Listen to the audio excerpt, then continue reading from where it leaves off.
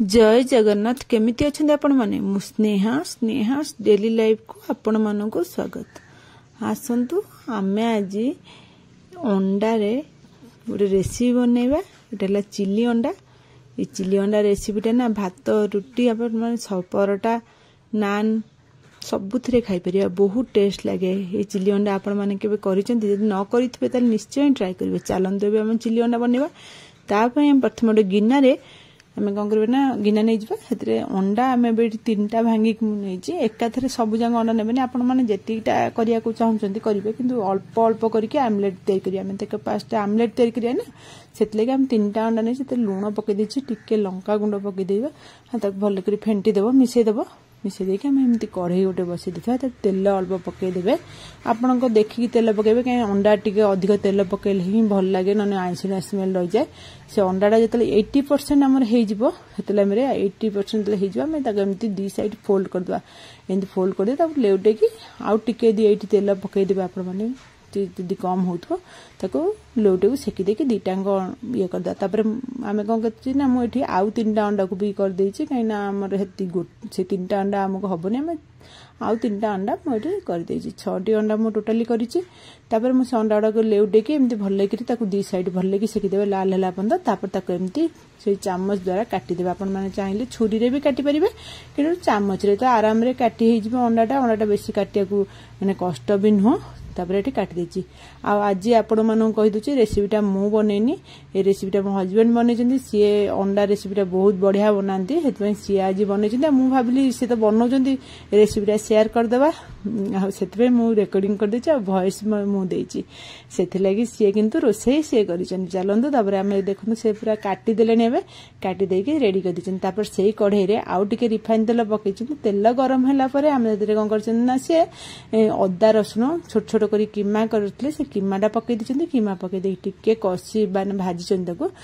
जेमती अदा रसुन रु कंचा स्मेल पळे मु जेमती कहे सबले सेमती आपण माने अदा रसुन रु कंचा स्मेल गला पर्यंत गोटे मिनिट खंड एमती लो फ्लेम रे भाजी देबे। भाजी गला परे आमे हेते कोन करछन पियाज 2टा बड़ पियाज क्यूब साइज रो काटी रखिथिले से क्यूब साइज रो पियाज पका हे जाईची।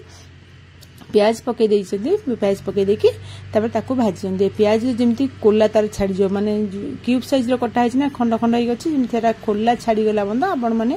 मीडियम फ्लेम करके भाजी देबे। जेमती कोल्ला छाड़ी जो आपण माने हेतरे कोन करना छोट छोट कटा कंचा लंका रखितबे कंचा लंकाटा पकई देबे पकई देके आ गोटे मिनिट बोले देबे। एबे देखंतु आपण माने देखि पारथुबे प्याज रो पूरा कोल्ला छाड़ी जाई सब जंग प्याज खुला हो जाईची माने गोटा गोटा हो जाईची। तापर एई टाइम रे आपण माने कैप्सिकम काटी रखितबे कैप्सिकम पकई देबे कैप्सिकम पकई के ताको भाजी देबे। भाजी देकी 2 मिनिट भाजी दे कैप्सिकम पकई बेसन भाजा दरकार नहीं। तापर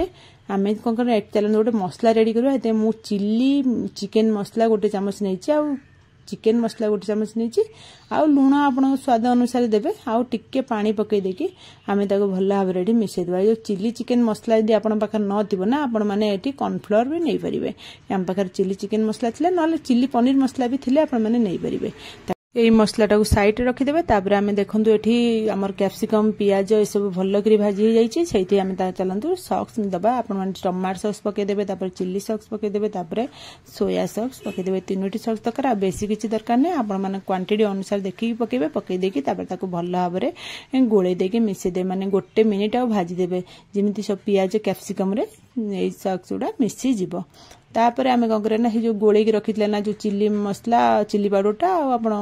चिकन मसला लुण से गोळाटा को आमे गोळाटा को पके देबा पानी जो गोळे की रखितले ताको पके देके एठी आ गोटे मिनिट 2 मिनिट आमे माने भल्ल करी एठी कर देबा जेमती बास्नाटा बढ़िया आसीबा आपण माने जेमती फुटी जिवो देखु जेमती तेल फुटी आसीबो बास्नाटा भी बढ़िया आसीबा बेति की आ बेसी समय एठी करबानी एति गोटे 2 मिनिट भाजी देले हे जिवो। आ ए रेसिपीटा ना खाइबा को मध्ये बहुत टेस्ट लागे आपण माने थरे एमती करिकि देखंतु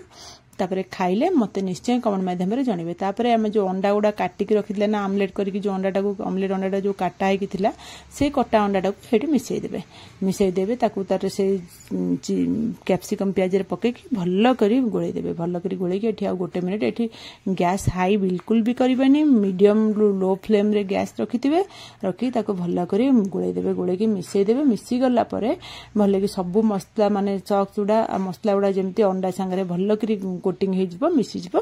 से भले आपण माने गोळी देबे। तापर आपण माने कोन करबे ना एठी गोलमरीच गुंड रखिथे गोलमरीच गुंड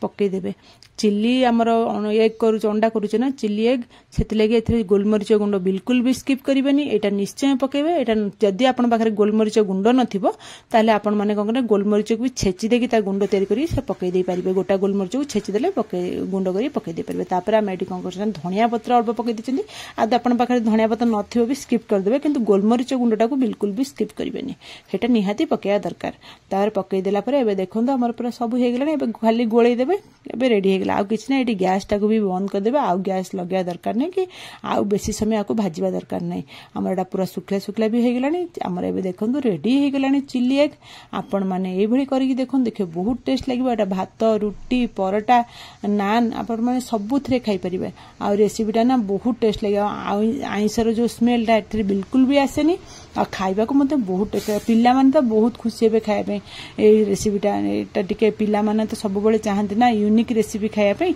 आपण माने भी एई भली करके देखंतु भलो लागिले मो चैनल को लाइक शेयर सब्सक्राइब निश्चय करिवे